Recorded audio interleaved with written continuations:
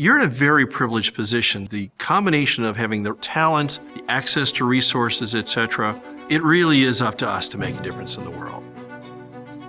If you want to make a career of being a consultant, you have to make partner. And there's a lot of bad stuff written out there, meaning inaccurate stuff, about what does it take to become a partner of these kind of firms, what are the expectations on them, etc.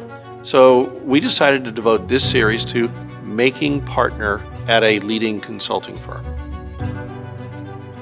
And what I hope you get out of this series is a much better sense as to A, what's the role of a partner? What's the real criteria for making a partner? What's the path look like to partner? And then a little bit about what's it like to be a partner.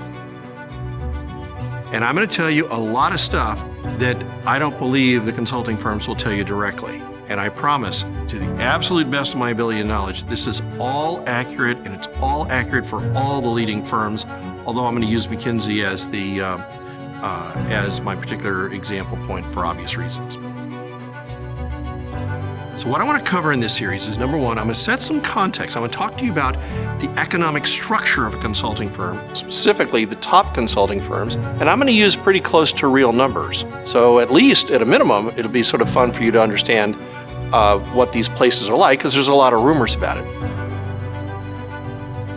But more importantly, what I want you to take away is, one, as you go through this, it helps you understand what the job of a partner is, how much of a job it is, and by the way, if you ever want to leave a consulting firm and start your own, and by the way, a very large portion of the people who leave the big consulting firms do start their own consulting firms, so you can understand what that will entail. Because that's what partners do. Partners are the ones who keep the economics going, and so you need to understand how those economics work.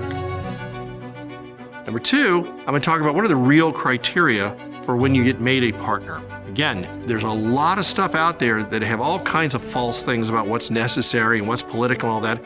I want to boil it down for you. What actually are the criteria? What does it take?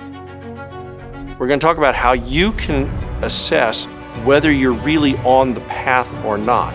Sometimes the consulting firms don't make that terribly clear. So I'm going to give you a way to know exactly how you're really doing. Then what is that journey like? What are the skills that you have to pick up? How do you move from just being a good consultant to actually leading a relationship and, yes, selling work? Clients don't hire you when things are unimportant. You're not an efficient resource just to get ordinary things done.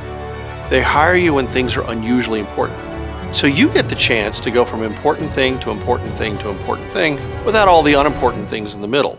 That is a noble way to make a difference in the world.